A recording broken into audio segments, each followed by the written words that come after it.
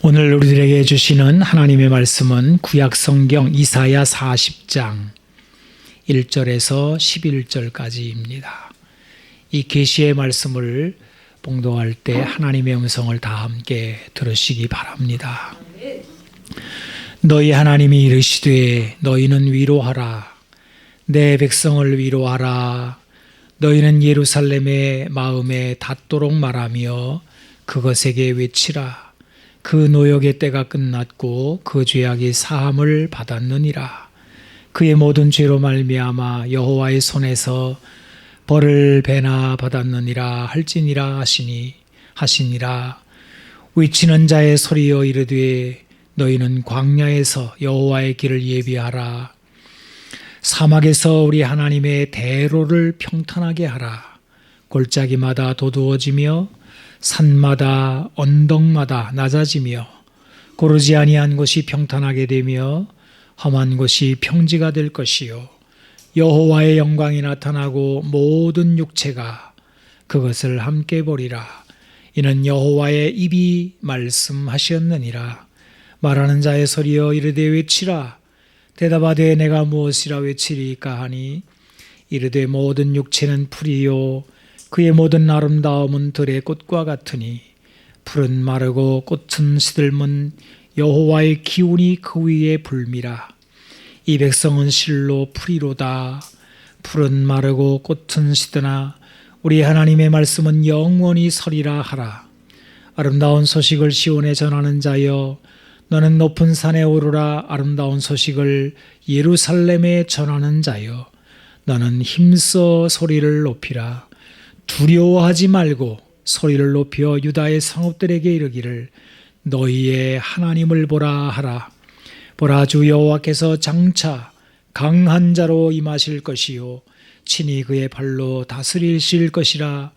보라 상급이 그에게 있고 보응이 그의 앞에 있으며 그는 목자같이 양떼를 먹이시며 어린 양을 그의 그 팔로 모아 품에 안으시며 젖 먹이는 암컷들을 온순히 인도하시리로다. 아멘. 아멘. 가을이 오면 모든 생명체가 드러내는 불변의 법칙이 있습니다. 바로 뿌린 대로 거둔다 하는 것입니다. 콩 심은 데 콩 나고 팥 심은 데 팥 나서 그 뿌린 것을 거둡니다. 뿌린 만큼 거두는 것이 아닙니다. 뿌린 것의 수십 배로 거두어집니다. 이 법칙은 아주 정직한 것이기 때문에 속일 수가 없습니다. 여기에는 우연도 없고 착오도 있을 수가 없습니다. 그냥 뿌린 대로 거둘 뿐입니다. 우리 사람은 농사하는 존재입니다.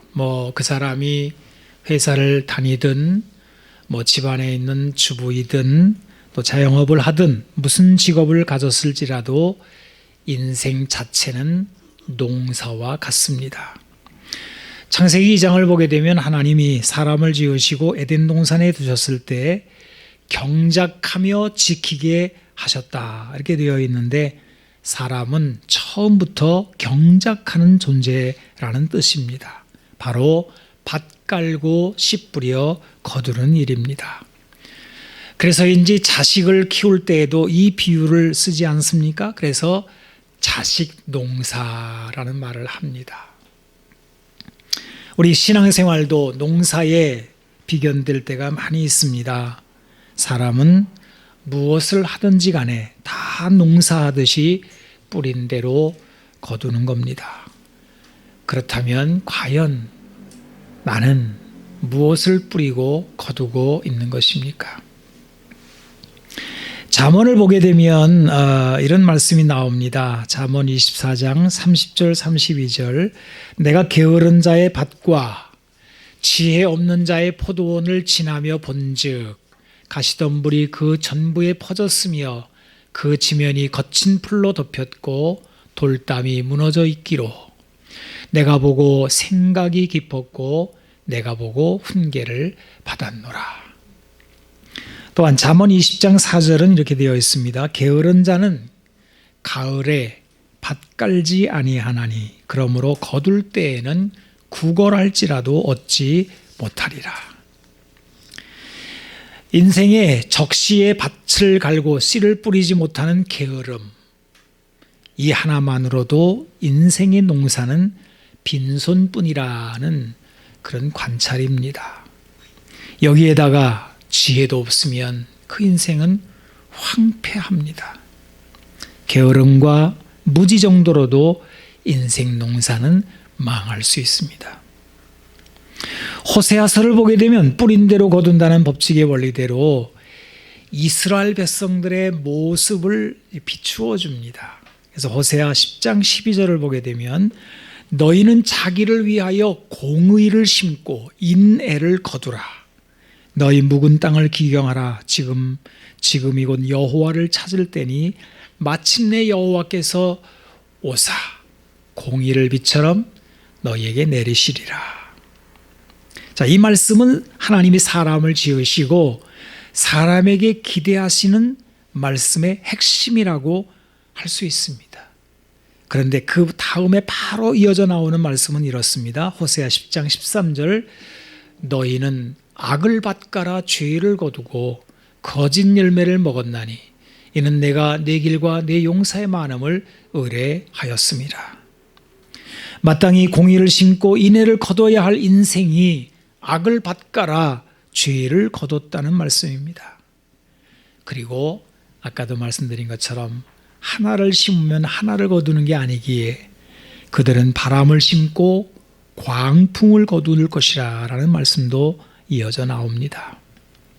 이렇게 농사에 실패한 인생의 모습을 가지고 인생의 실패를 나타내 주시는 말씀입니다. 어떤 때는 우리 사람을 아예 농산물 자체에 비유하기도 합니다. 이스라엘은 열매 맺는 무성한 포도나무라. 이런 표현은 이사야 5장 포도원의 노래로 이렇게 나와 있습니다. 이사야서 5장 1, 2절을 보게 되면 나는 내가 사랑하는 자를 위하여 노래하되 내가 사랑하는 자의 포도원을 노래하리라. 내가 사랑하는 자에게 포도원이 있으며 심히 기름진 사내로다. 땅을 파서 돌을 제하고 극상품 포도나무를 심었도다. 그 중에 망대를 세웠고 또 그 안에 술틀을 팠도다. 좋은 포도 맺기를 바랐더니 들 포도를 맺었도다.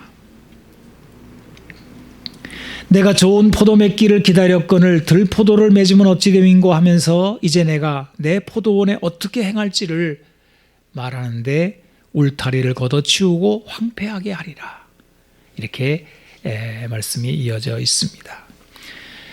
여러분 이런 말씀들을 어떻게 들으셨는지 모르겠지만 지금 인생을 농사하는 모습으로 그려볼 때 성경은 한결같이 성공적으로 보여주는 것이 아니고 실패로 그리고 있다는 것입니다.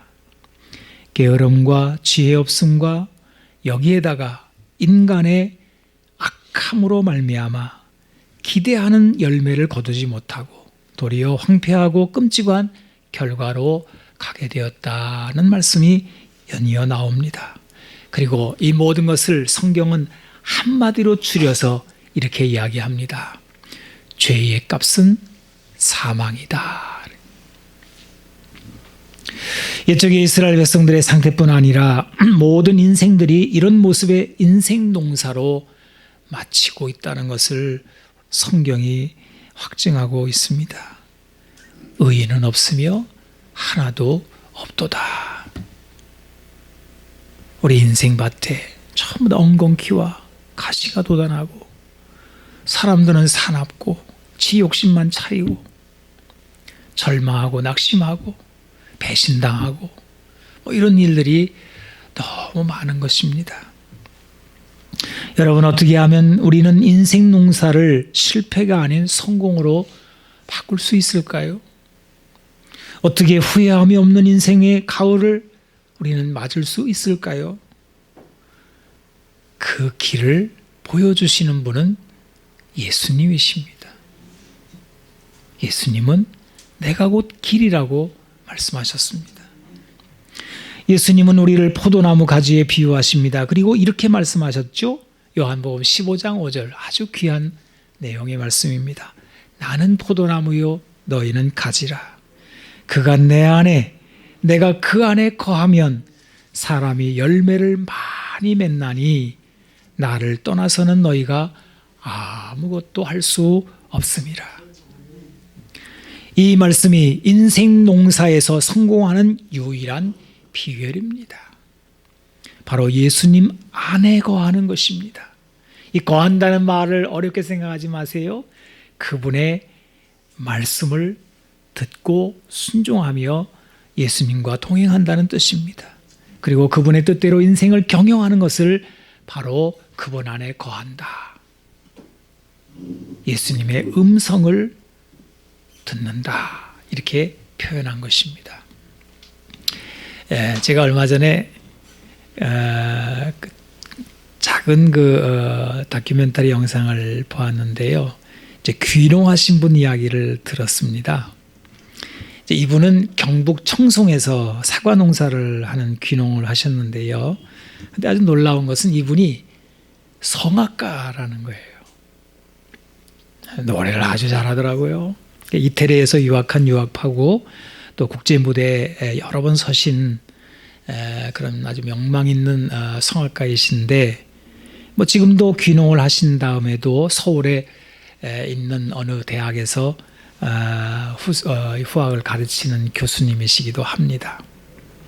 도대체 이런 분이 왜 또 어떻게 귀농을 해서 사과 농사를 하게 되었는지 이제 이야기를 하는데 이제 이렇습니다.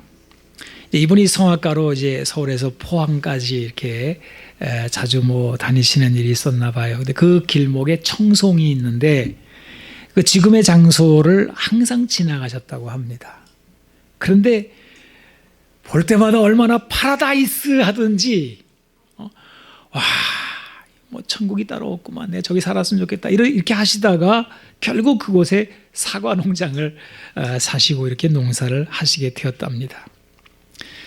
그런데 뭐 사과 농사가 그렇게 까다롭대네요. 만만치가 않답니다. 이 다른 과일 작물에 비해서 아주 어렵답니다. 하지만 귀농 3년 만에 성공을 하셔가지고 지금은 물건이 모자랄 정도로 인기가 막, 거기서 나오는 사과가 얼마나 좋은지 뭐 그렇다는 거예요. 사과 농사가 아주 잘 된 겁니다. 성악가가 농부가 되어 이런 성공을 한 데에는 뭔 비결이 있을까? 아주 흥미로운 비결을 이분이 얘기를 하셔서 제가 마음에 담아두었다가 이제 여러분이 얘기하는 건데요. 바로 그거는 뭐냐면 영농지도 공무원이 하라는 대로 하니까 잘 되더라. 이제 그 주변에는 뭐 사과밭이 여러 있는데 뭐 그것도 대를 이어서 재배하는 뭐 진짜 태어나면서부터 농부이신 분들도 많은데 그분들보다 더 잘 된대요.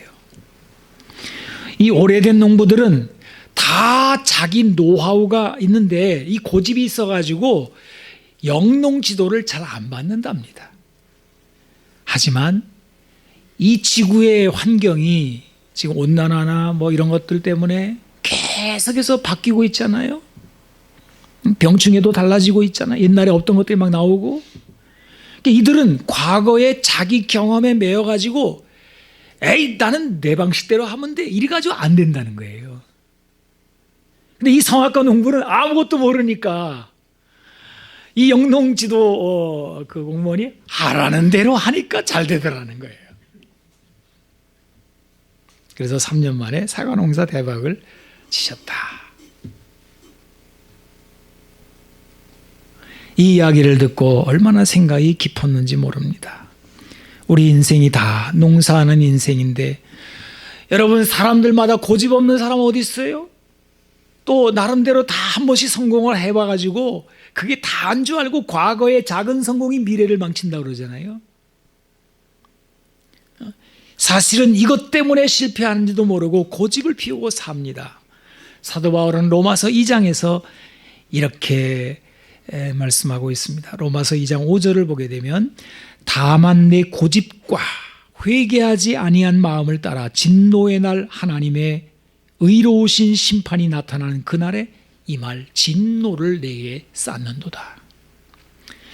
여러분, 이 말씀은 이제 유대인들을 질책하는 말씀인데요. 이 유대인들은 선민 사상을 갖고 남다른 인생 노하우를 적용하여 그렇게 목에 힘주고 이렇게 살아가는 사람들입니다. 당연히 자기들은 아브라함의 자손이고 하나님 백성이라서 복을 받으리라 이렇게 하고 있지만 정작 하나님의 지도를 받느냐? 안 받고 있는 거예요. 그저 자기 고집, 전통, 세월이 변하든지 회개하지 않는 마음이 다합니다. 그래서 잔뜩 기대한 축복의 결말이 아니고 하나님의 진노만 계속 쌓고 있더라는 거예요. 여러분, 예수님은 내 안에 거하라고 하십니다. 이 내 안에 거한다라고 하는 것은 고착된 이야기가 아니에요. 인격적인 만남의 관계이기 때문에 수시로 그분의 음성을 듣고, 여러분이 살아있는 생명체는 언제나 변화를 맞이하지 않아요? 새로운 환경과 모든 것에 적용해 나가야 되는 이런 거기 때문에 그때그때 상황에 따라서 적응해 가야 되잖아요. 그런데 내 안에 거하라, 예수님이 내 안에 거하라라고 할 때에는 언제나 예수님과 동행하면서 그분의 말씀이 무엇인가 귀 기울여 전에 들은 말씀 그대로 거기에 고착되는 것이 아니라 항상 그분의 현재 말씀하시고 그 뜻이 뭔지 받아들이고 순종하고 또 실행하고, 이것만이 인생이 결실할 수 있는 참된 비결이라는 말씀입니다. 예수님은 인생 농사에 성공하려면 내게로 와서 내 음성을 들어라 라고 하십니다. 이렇게 주님의 말씀은 힘이 있고 효력이 있어 황폐하게 실패한 인생의 농사를 풍성한 결실로 바꿀 수 있는 것입니다. 오늘 우리는 이사야 40장의 말씀을 본문으로 읽었는데 바로 이 말씀이 이걸 잘 보여주고 있습니다. 이사야 40장은 대전환의 말씀입니다. 이사야서를 두 부분으로 나누는 분기점이에요. 이 40장 이전에는 실패와 심판, 죄와 정죄, 인간의 악함과 하나님의 심판이 줄기차게 기록이 되어 있습니다. 극상품 포도가 들포도를 맺고 황폐해지는 내용입니다. 실제로는 이스라엘 백성들이 바벨론의 침략을 받고 예루살렘 성전이 무너지며 숱한 사람들이 비참하게 죽고 혹은 포로로 끌려가서 망하는 내용들이 40장 이전까지 기록이 되어 있습니다. 아주 암울합니다. 그런데 40장에서 갑자기 내용이 확 바뀌어요. 빛이 그냥 확 비친다니까요. 너희는 내 백성을 위로하라 라는 말씀을 필두로 해서 그 노역이 끝났다, 그 죄악이 사함을 받았다라는 말씀으로 이어집니다.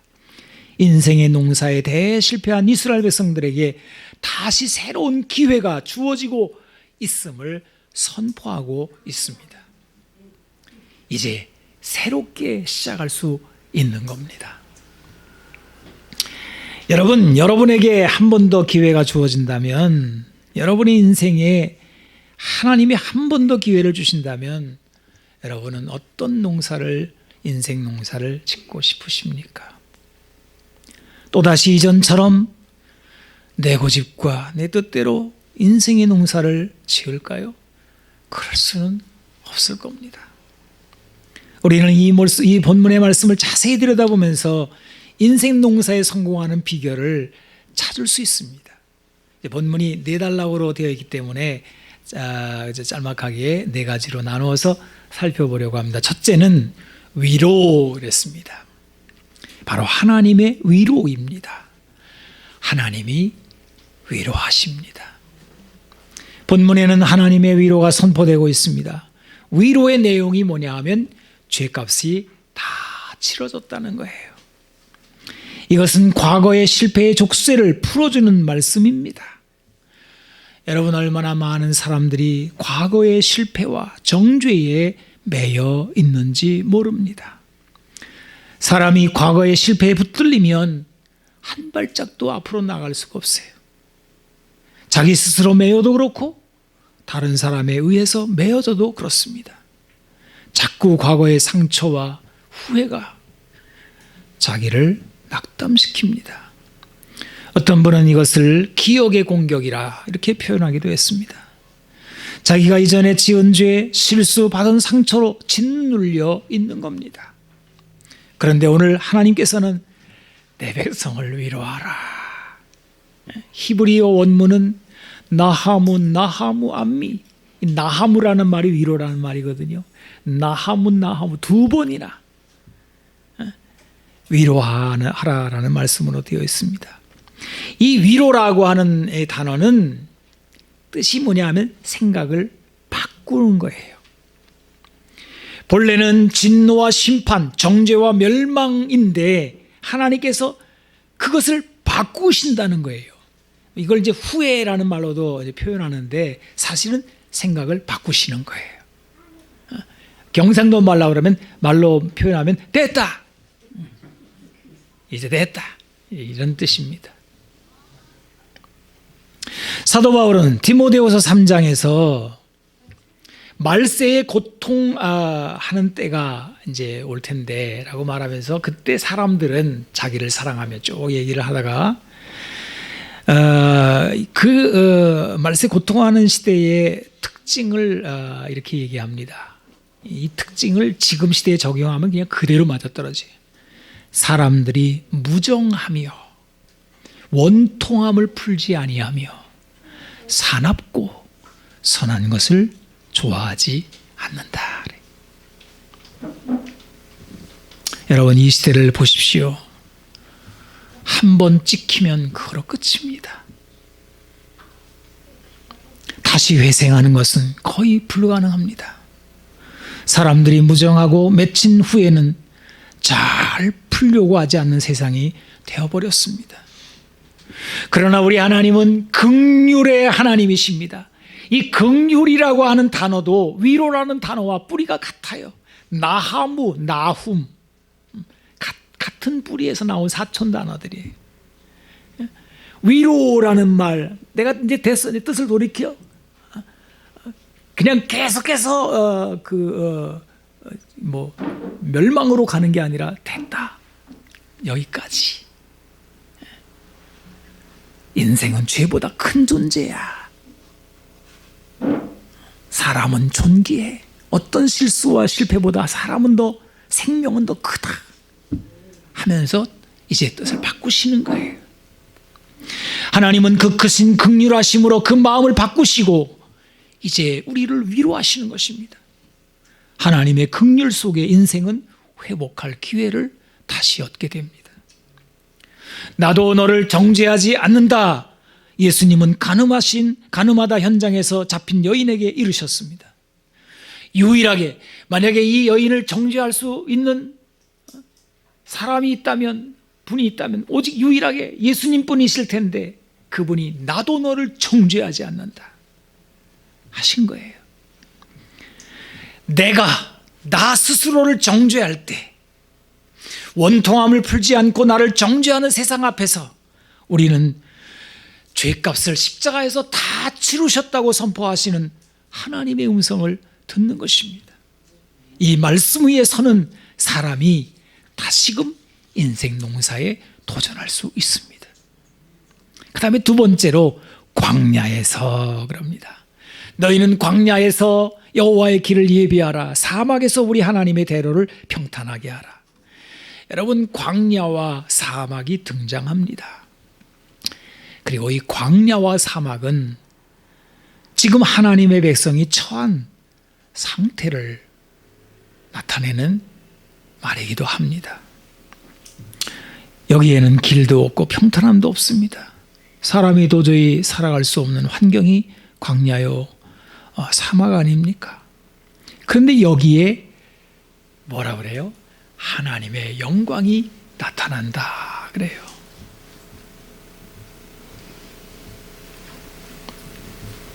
모든 육체가 그것을 함께 보리라 하십니다. 참으로 놀라운 말씀입니다. 우리는 광야에 처했다 여기는데 하나님은 거기가 광야가 아니라 나의 영광의 처소라는 것입니다. 그래서 2절에 보게 되면 너희는 예루살렘에 정다이 말하라 이렇게 말을 해요. 지금 이스라엘 백성들은 바벨론의 포로로 끌려와 고향 땅 약속의 땅 성전이 있던 건 예루살렘과는 아주 먼 거리에 와 있습니다. 그런데 그 바벨론의 광야와 같은 처지에 있는 사람들에게 하나님은 예루살렘이라고 말을 하는 거예요. 하나님의 백성, 하나님의 위로하시는 사람은 그가 어디에 있든지 그곳이 바로 예루살렘 성전과 같다는 그런 말씀입니다. 그래서 광야나 사막이나 내 주 예수 모신 것이 그 어디나 하늘나라 이렇게 찬송하게 하신 거예요. 하나님은 광야를 꽃피는 곳으로 사막을 시내가 흐르는 곳으로 바꾸시는 분이십니다. 여러분 혹시 지금 광야에 들어서신 분이 있습니까? 남들은 다 나를 광야라고 하고 저 사람 정말 저렇게 힘들게 됐네. 근데 정작 자신은 하나님과 동행하니까 거기가 성전이에요. 거기가 꽃피는 곳이에요. 너무 좋은 거예요. 그러니까 웃고 다니는 거죠. 사람들은 미친 줄 알아요. 저게 드디어 어렵더니 드디어 미쳤구만 이렇게 되는 거예요. 사실은 아닙니다. 미친 것도 아니고 정신 나간 것도 아니에요. 광야에서 하나님을 만난 것입니다. 그 다음에 세 번째로는 풀과 말씀 그럽니다. 모든 육체는 풀이요 그 영광은 들의 꽃이라 라고 말씀하십니다. 풀은 마르고 꽃은 이내 시듭니다. 근데 여러분 이 말씀이 왜 갑자기 나왔을까요? 왜 인생이 연약하다는 말이 이렇게 튀어나왔을까요? 그것은 하나님의 위로의 말씀에 대한 반응 때문입니다. 여러분 너무 놀라운 말씀을 들으면 믿어지지가 않는 거예요. 우리가 교회에 와서 하나님이 하시는 일을 들으면 너무도 귀하고 엄청나서 그게 잘 믿어지지 않는 거예요. 나를 하나님이 자녀 삼아 주셨다는 등 약속의 땅을 주신다는 등 내 죄가 사해졌다는 말씀 내가 너를 버리지 않겠다 놀라운 말씀들 이런 말씀을 들으면 믿어지는 것이 아니라 의심이 들어가요. 과연 이런 게 진짜일까? 하나님이 내 죄를 다 사하시고 의롭다고 여기시며 광야와 사막을 변하여 사람이 살 곳으로 만드신다고? 어떻게 광야에 길이 나고 거기에 꽃이 피고 그런 일이 어떻게 일어날까? 지금 날마다 아침에 눈앞에 현실을 보면 막막하게 이를 데 없는데 주시는 말씀이 너무 황당하게 느껴지는 거예요. 이런 우리의 연약한 반응 앞에서 오늘 본문은 이렇게 말씀하시는 겁니다. 외치는 자의 소리여 말하는 자의 소리여 아름다운 소식을 전하는 자여 너는 힘써 소리를 높이라 외쳐라 크게 소리내어 외치라는 거예요. 뭐를 외치라는 거예요? 바로 이사야 40장 8절 말씀 풀은 마르고 꽃은 시드나 우리 하나님의 말씀은 영원히 서리라 하라 그러는 거예요. 여러분 풀과 꽃과 영원한 하나님의 말씀이 대조되면서 선포되고 있어요. 이것은 마치 에스겔서 37장을 떠올리게 하는 장면입니다. 하나님께서 에스겔을 죽음의 골짜기로 이제 데려가시잖아요. 가보니까 뭐 거의 죽은 자들이 뼈가 그냥 많았다 그래요. 막 가득하다. 근데 그 뼈들이 아주 말랐대요. 이 뼈가 마르기 전과 마른 다음에는 색깔이 달라집니다. 아주 마른 뼈는 하얘져요. 자, 근데 이 뼈들은 막 그 골짜기에 널브러진 그 수많은 뼈들은 이스라엘 백성들의 상태를 보여주는 건데 그때 이스라엘 백성들은 뭐라고 늘 스스로를 자평하고 살았냐 하면 우리의 뼈들이 말랐고 우리의 소망이 없어졌으니 우리가 다 멸절되었다. 우리는 끝났어요. 우리는 더 이상 소망이 없어. 내 인생 끝났지 뭐. 우리 민족은 이제 소망이 없어. 이렇게 됐다는 거예요. 이게 이 백성은 풀이요 꽃이다. 풀은 마르고 꽃은 시든다 하는 말씀입니다. 근데 하나님께서 이제 물으시지요. 에스겔아, 인자야, 이 뼈들이 능히 살 수 있겠느냐. 여러분, 에스겔은요 보통 사람이 아닙니다. 선지자요 제사장입니다. 말씀에 정통한 사람이고 알 거 다 아는 사람입니다. 종교적으로 왜 지식이 없겠냐마는 이 인자야, 이 뼈들이 능히 살 수 있겠느냐라는 말씀에 대답을 못해요. 이게 무슨 얘기입니까? 하나님께서 이 목사에게 희망의 말씀을 주시면서 이제 하나님께서 놀라운 일을 하실 거야. 우리들을 버리지 않으신다. 광야에 꽃이 핀다. 근데 보니까 교인들은 다 지리멸렬한 거예요. 다들 치질이 못 살고 막 병들고 막. 잘 될 것 같냐? 목사가 대답을 못하는 거죠. 하나님 참 모르겠는데요. 이때 하나님의 요구가 있습니다. 태어나라 그래요. 알았어. 내가 너보고 뭐 다른 거 요구 안 할게. 그 대신 내 말을 네가 네 입으로 태어나라 그래요. 태어나라. 하나님의 말씀을 외치라는 겁니다. 이 허연 뼈들, 소망이 없다고 스스로 주저앉은 백성에게 하나님의 말씀을 외치라는 거예요. 에스겔서 37장 7절로 10절을 제가 읽어봅니다. 이에 내가 명령을 따라 태어나니 태어날 때 소리가 나고 움직이며 이 뼈 저 뼈가 들어맞아 뼈들이 서로 연결되더라. 내가 또 보니 그 뼈에 힘줄이 생기고 살이 오르며 그 위에 가죽이 덮이나 그 속에 생기는 없더라. 또 내게 이르시되 인자야, 너는 생기를 향하여 대언하라. 생기에게 대언하여 이르기를 주 여호와께서 이같이 말씀하시기를 생기야, 사방에서부터 와서 이 죽음을 당한 자들에게 불어서 살아나게 하라 하셨다 하라.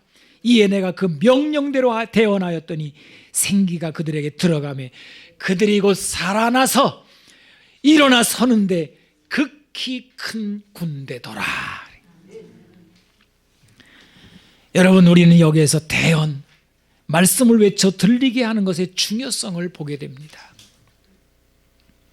사실 오늘 이사야서 본문의 말씀을 보게 되면은 외치는 자여 외치라, 말하는 자의 소리여 외치라 그러는데 누구 보고 말하라는 건지 누가 말하는 자인지 사실은 찾기가 어려워요. 그래서 신학자들은 그 본문을 해석할 때 아주 이런저런 얘기를 많이 합니다.